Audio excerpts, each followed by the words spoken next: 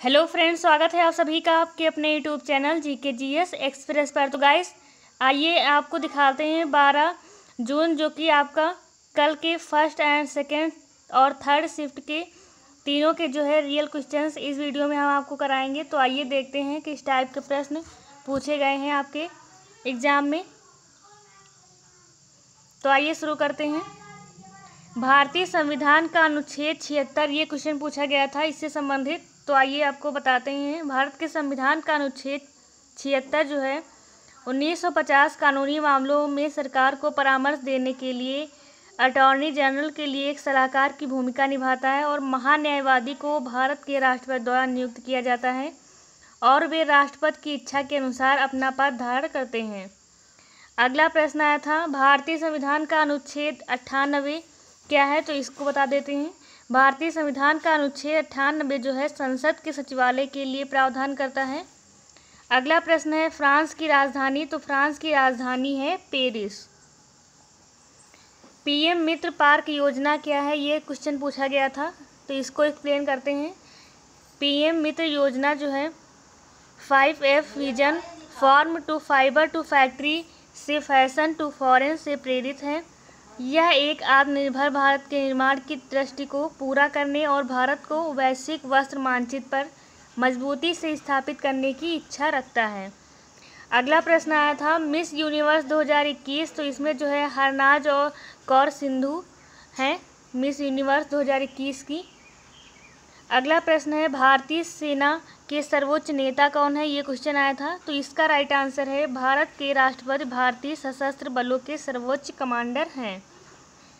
अगला प्रश्न पूछा गया था गुलाबी क्रांति से संबंधित प्रश्न आया था, तो इसको जो है गुलाबी क्रांति भारत में मांस के निर्यात और उत्पादन का उछाल गुलाबी क्रांति का काल है। यह पोल्ट्री और मांस प्रसंस्करण क्षेत्र में तकनीकी क्रांति को दर्शाता है।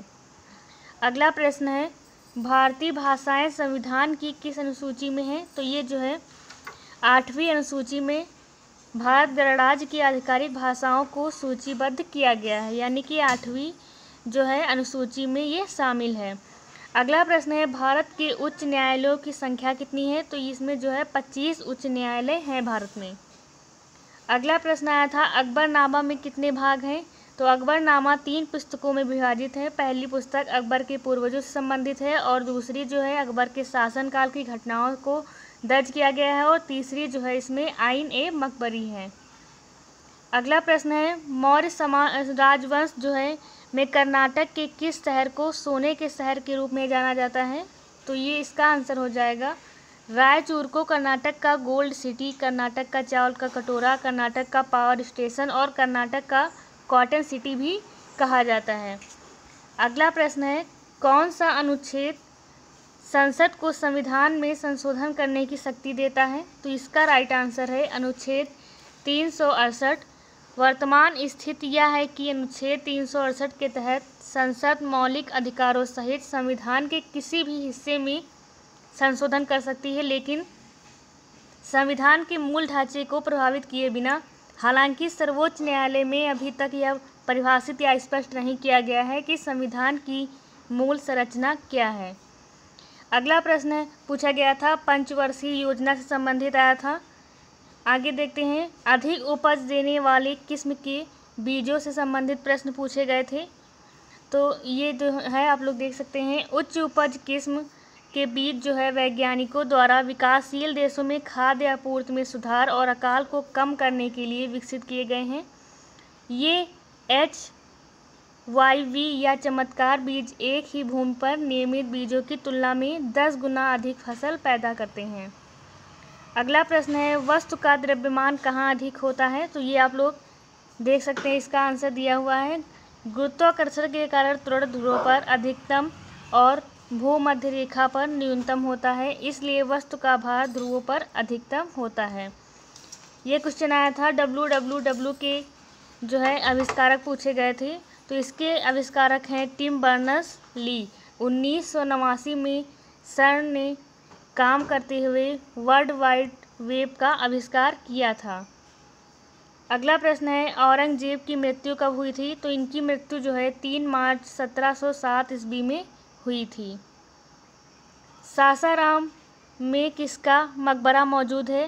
तो शेरशाह सूरी का मकबरा जो है भारत के बिहार राज्य में सासाराम शहर में है। मकबरे का निर्माण बिहार के एक पठान सम्राट शेरशाह सूरी की याद में किया गया था, जिन्होंने मुगल साम्राज्य को हराकर उत्तरी भारत में सूरी साम्राज्य की स्थापना की थी। भारत के 20 रुपये के करेंसी नोट में कौन सा चिन्ह मौजूद होता है? तो इसमें जो है 20 रुपये के नोट में मूल्य वर्ग के देश की सांस्कृतिक विरासत को दर्शाते हुए एलोरा गुफाएं की आकृति है। रीजनिंग में और इसमें क्वेश्चन पूछे गए थे। हर्षवर्धन का वंश कौन सा था? तो हर्षवर्धन का जन्म जो है 590 ईस्वी में थानेश्वर में हरियाणा के राजा प्रभाकर वर्धन के यहाँ हुआ था। यह पुष्यभूत से संबंधित था, जिन्हें वर्धन वंश भी कहा जाता है।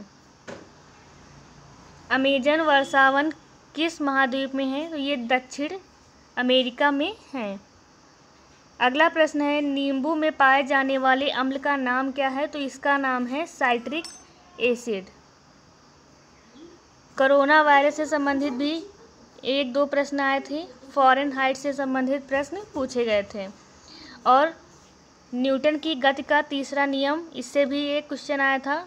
जब दो पिंड परस्पर क्रिया करते हैं तो वे एक दूसरे पर बल लगाते हैं जो परिणाम के बराबर और दिशा के विपरीत होते हैं।